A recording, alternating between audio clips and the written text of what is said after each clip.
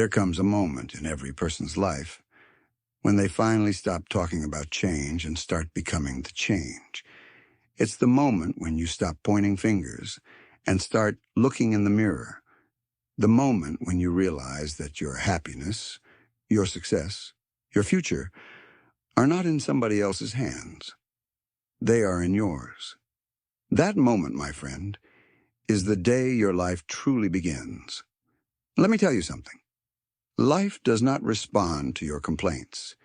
It responds to your actions.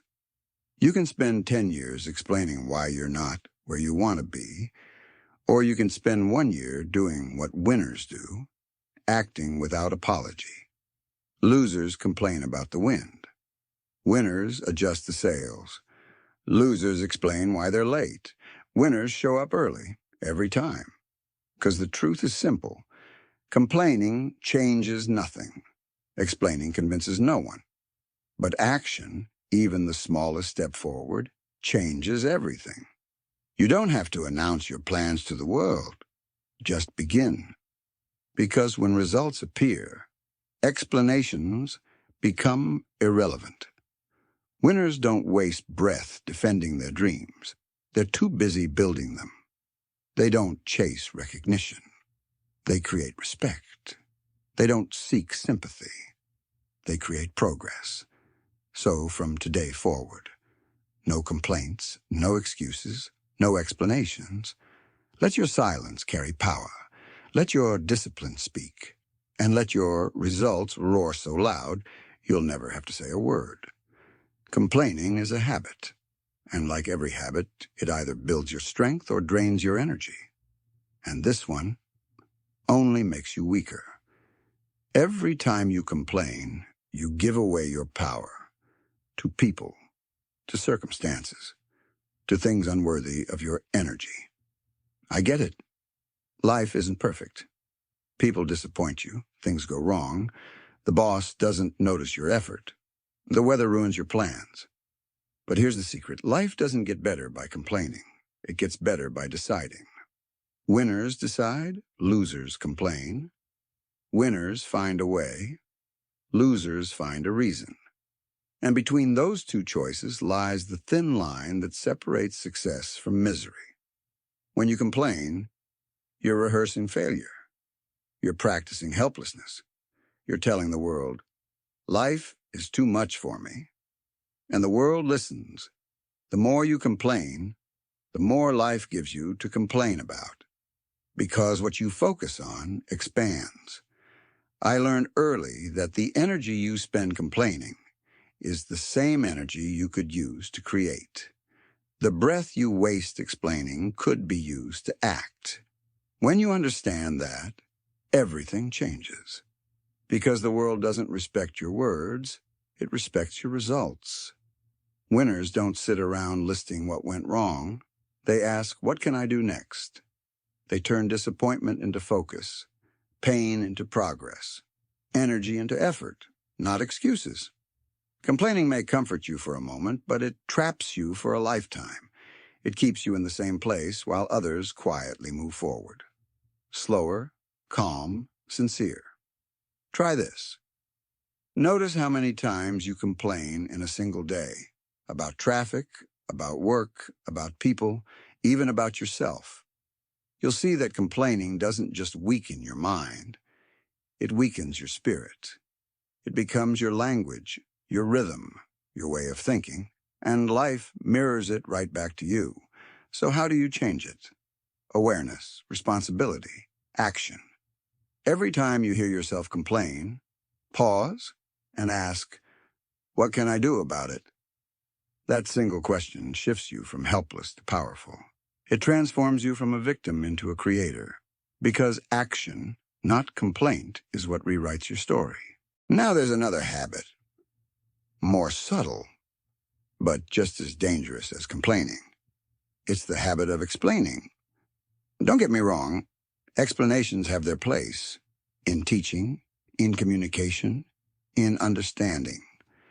But what I'm talking about is the constant explaining of yourself, the need to justify, defend, or seek approval for why you haven't started, why you haven't finished, why you haven't become what you said you would.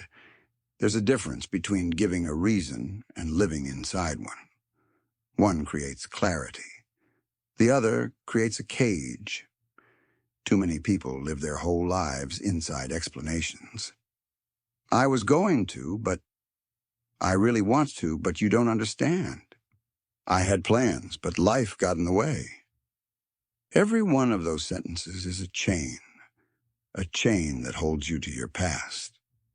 Winners don't live there. They don't explain their dreams. They don't justify their decisions. They don't prove their destiny, because explaining dilutes energy. The more you talk, the less you move. The more you try to convince others, the less you believe yourself. Energy meant for forward motion gets wasted trying to make people understand something you haven't yet built. Here's the truth. People aren't moved by what you say. They're moved by what you do. When you have results, you don't need to explain. The harvest is the proof of the farmer. Success is the proof of effort. Action is the proof of belief. Winners know that silence with results is louder than any speech without them. So why do we explain? Because we crave approval. We want people to understand, to agree, to validate. But life teaches a hard truth. Approval is borrowed. Results are owned. You can't build confidence on borrowed approval. And if you stop to explain yourself to everyone, you'll never reach the finish line. Let your results say what your words never could. Explaining feeds the ego, but starves your progress. You don't owe anyone an explanation for doing what's right, for chasing your dream, for building your life. Those who truly understand you don't need it. Those who demand it will never believe it. So what should you do? Act. Let results prove your point. Let time reveal your truth. Let success silence your critics. When you act, you move forward. When you explain, you lose momentum. Every minute you spend justifying yourself is a minute stolen from your growth. And winners know. Clarity comes from movement, not talk. They don't announce they're going to try harder. They show up earlier. They don't declare discipline. They live it. They don't promise success. They embody it. When you live with purpose, you don't need permission. When you deliver results, you don't need to explain. Progress becomes your proof. Discipline becomes your declaration. Remember, words invite argument, but results command respect. And that brings us here to the ultimate shift, the one decision that separates those who drift from those who design. That decision is called responsibility. There comes a moment in every life, a turning point, a single second when everything changes. It's the moment you stop blaming the world and start claiming your power. The moment you realize your happiness, your success, your results don't depend on luck, on people, or on circumstances. They depend on you. That's the moment your real life begins. Responsibility doesn't sound glamorous. It's not as shiny as opportunity. It's not as comfortable as excuses. But it is the foundation of every lasting success. Because the truth is simple. You cannot change what you refuse to take responsibility for. For years, people pour energy into blaming everything else. The economy, the weather, the boss, their past, their parents, their fate. But the day you take full responsibility for your life is the day you begin to rewrite your story. I tell my audiences this. If you want things to change, you have to change. If you want life to get better, you have to get better. That's responsibility. It's not waiting for the world to move. It's deciding to move yourself. When you take responsibility, you stop living like a victim and start living like the architect of your destiny.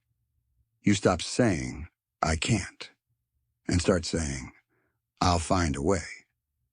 That simple decision draws the line between weakness and strength, between wandering and purpose, between mediocrity and greatness. But remember, responsibility is not blame. Blame looks backward. Responsibility looks forward. Blame says it's their fault. Responsibility says it's my turn. Blame keeps you stuck in yesterday. Responsibility gives you control of tomorrow. That's why we call it a turning point. Because it's the moment you shift from reaction to creation. You stop reacting to life, and you start creating it. You stop being a product of your environment, and you start designing it. Many never reach this turning point. They wait for the perfect time, the perfect person, the perfect chance. But winners don't wait for permission. They take responsibility. They say, if it is to be, it's up to me. Responsibility means you can't blame anyone anymore. But here's the good news. You no longer have to wait on anyone either. That's the greatest trade you'll ever make. When you give up blame, you gain freedom. Responsibility isn't always comfortable. It demands humility, honesty, and courage. It asks you to say, I am the problem, before you can say, I am the solution. But that's the road to true power. Only those who admit responsibility earn the right to create change. Watch the winners. They don't avoid responsibility. They seek it. They understand that every result in life is something they either created or allowed. If they don't like the harvest, they don't curse the soil. They change the seed. That's the beauty of responsibility. It puts power back in your hands. It says, maybe I messed it up, but I can fix it. Maybe I wasted time, but I can make it count now. Maybe I failed yesterday, but I can rise today. That moment, that exact moment is where transformation begins. When you take responsibility, you shift from guilt to growth, from reaction to action, from excuses to execution. No one is coming to save you, and that is the best news of all, because it means you have the power to save yourself. You can learn, you can grow, you can decide, you can begin again. And when you finally grasp that, life begins to open doors that were waiting for you all along. So take a breath and declare this to yourself. This is my life. This is my responsibility. These are my results. Repeat it until it becomes your philosophy. Because once it does, everything changes. The way you walk changes. The way you think changes. The way you speak changes. You stop complaining. You stop explaining. And you start acting. Responsibility. That's the mark of true maturity. It's the difference between existing and living, between drifting and designing, between hoping and becoming. So from today forward, take full responsibility, not for part of your life, not for some of it, but for all of it. Because when you do, life no longer happens to you. It happens for you. And remember this, the moment you take responsibility, you take back your power. That's the day you stop waiting for the world to change and start changing the world yourself.